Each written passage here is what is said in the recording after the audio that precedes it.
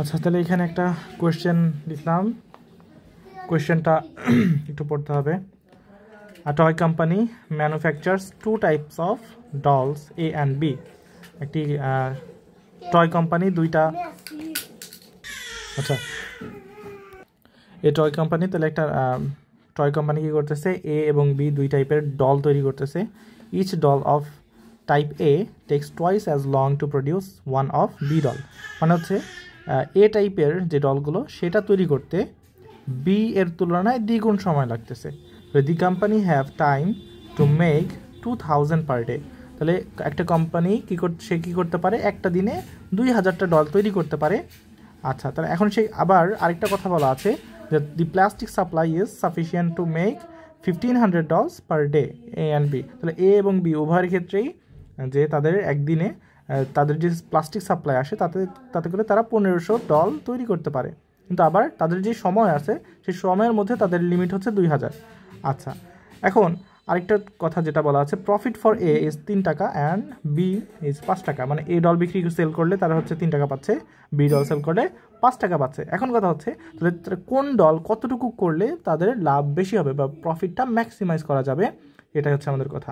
তাহলে এই যে যত থিওরিগুলো বললাম সবই হচ্ছে এই কোয়েশ্চেনের মধ্যে মোটামুটি উল্লেখ করা আছে যে সবার কথা হচ্ছে আমরা প্রফিটটা ম্যাক্সিমাইজ করব। সেক্ষেত্রে আমাদের যেই দুইটা, তাহলে এই যে দেখো দুইটা ডলের কথা বলা হয়েছে, দুইটা প্রোডাক্ট, এই দুইটা প্রোডাক্ট কিন্তু আমাদের দুইটা চলক, ঠিক আছে। তাহলে এই চলকের আমাদের কস্ট দেওয়া আছে, তাদের প্রোডাকশন রেট দেওয়া আছে, প্রোডাকশন লিমিট দেওয়া আছে। তো এইগুলো থেকেই মেইনলি আমাদের সমীকরণগুলো তৈরি করতে হবে, অবজেক্টিভ ফাংশন তৈরি করতে হবে, তারপর কনস্ট্রেন্ট তৈরি করতে হবে, তারপরে গিয়ে হচ্ছে আমাদের সমাধান করতে হবে। সমাধানটা করব কিভাবে, সিমপ্লেক্স পদ্ধতিতে। তো এই সিমপ্লেক্স পদ্ধতিটাই হচ্ছে মেইন প্যারা আর কি। আচ্ছা, এইগুলোও প্যারা আছে, সিমপ্লেক্স পদ্ধতিটাও মেইন প্যারা। আচ্ছা ঠিক আছে, দেখো তাহলে সবার আগে ব্যাপারটা হচ্ছে আমাদের ম্যাক্স হচ্ছে জেড, ম্যাক্স অবজেক্টিভ ফাংশন যেটা আমরা তৈরি করব সেটা কোত্থেকে করব, প্রফিট থেকে।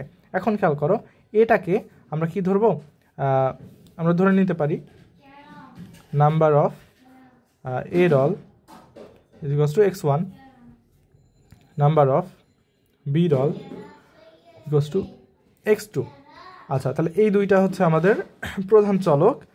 এবার খেয়াল করো, আমাদের টোটাল প্রফিট বা ম্যাক্সিমাম প্রফিট কখন আসবে, আমরা ধরে নিচ্ছি এই x1 হচ্ছে আমাদের এ ডলের সংখ্যা, x2 হচ্ছে বি ডলের সংখ্যা, যেটা আমরা প্রোডাকশন করতেছি, যেটা প্রোডাক্ট তৈরি হচ্ছে। এখন খেয়াল করো, এ ডলের সাথে 3 টাকা মানে 3 ইন্টু এই নাম্বার, এটা যদি গুণ করি তাহলে টোটাল এ ডলের জন্য প্রফিট সেটা পাচ্ছি। তাহলে 3 ইন্টু x1 এটা হচ্ছে এ ডলের জন্য যতটুকু আমাদের প্রফিট হচ্ছে সেটা, প্লাস এই যে বি ডলের জন্য প্রফিট কত হবে, এই 5 টাকা ইন্টু x2, মানে এতগুলো ডল বিক্রি করলে প্রতিটা যদি 5 টাকা হয় তাহলে এই দুইটা গুণ করলেই তো আমরা টোটাল প্রফিট পাচ্ছি। তাহলে এখানে এ ডলের প্রফিট হচ্ছে 3 ইন্টু x1, বি ডলের প্রফিট হচ্ছে 5 ইন্টু x2। আচ্ছা, তাহলে এটা হচ্ছে আমাদের টোটাল প্রফিট, ঠিক আছে। এটা হচ্ছে আমাদের টোটাল প্রফিট। তো এটা হচ্ছে আমাদের এই যে অবজেক্টিভ ফাংশন, ও এফ বললাম সংক্ষেপে। তাহলে ওই অবজেক্টিভ ফাংশন সেটা আমরা পাইলাম। এখন আমাদের কী করতে হবে, কনস্ট্রেন্ট করতে হবে। কী করতে হবে, কনস্ট্রেন্টসগুলো বের করতে হবে। এখন কনস্ট্রেন্টসের জন্য আমাদের দেখো দুইটা কথা বলা আছে। একটা হচ্ছে সময়, যে হচ্ছে এ ডল তৈরি করতে বি ডলের তুলনায় দ্বিগুণ টাইম লাগে। এখন খেয়াল করো, তাহলে দ্বিগুণ টাইম লাগতেছে কার, এ ডলের জন্য। তাহলে 2 ইন্টু x1 এটা 2। এখন এটা বলতে পারো যে বি এর তুলনায় দ্বিগুণ হচ্ছে, তাহলে বি এর আগে 2 গুণ হবে কি না, ওরকম না। আমরা যেটা দেখবো যেটার সময় লাগতেছে, যেটা যত গুণ লাগতেছে সেটাই হচ্ছে তার সামনে বসবে। তাহলে x1 যেটা এর জন্য দ্বিগুণ টাইম লাগতেছে, প্লাস মানে এটা হচ্ছে মেনলি টোটাল টাইমটা এটা আসলে মেনলি হচ্ছে টোটাল টাইমটা বোঝাবে। তাহলে 2 ইন্টু x1, আর হচ্ছে বি এর জন্য কি মানে সেম 1, তাহলে x2।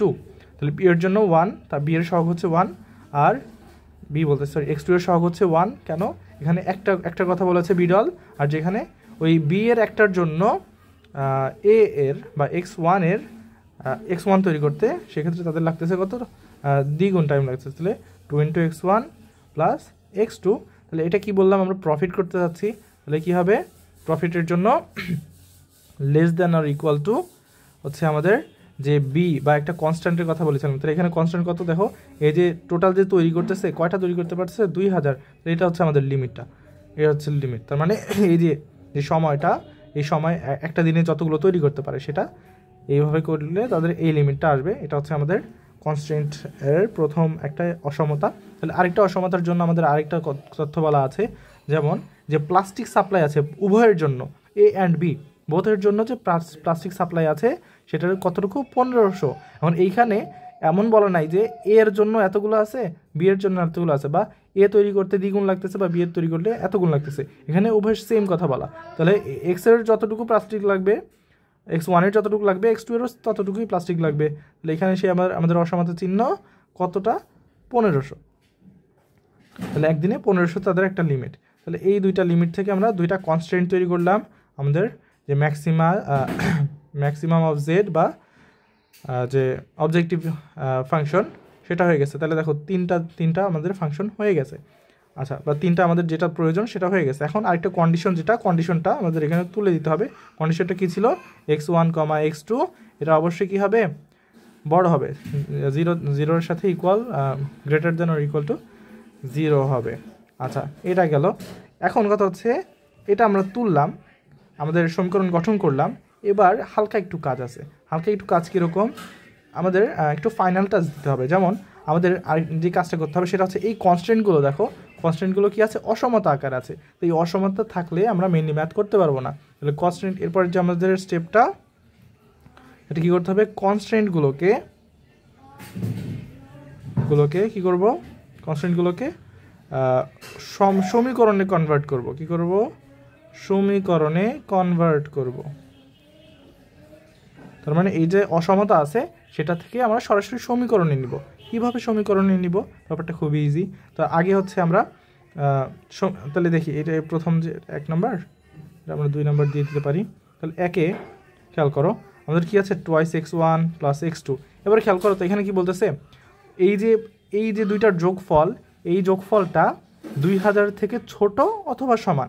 তাহলে খেয়াল করো, এইটার সাথে যদি আমি সামথিং অ্যাড করি, এটার সাথে যদি সামথিং কিছু একটা যোগ করি, সেটা যোগ করলে 2000 হয়ে যাবে না?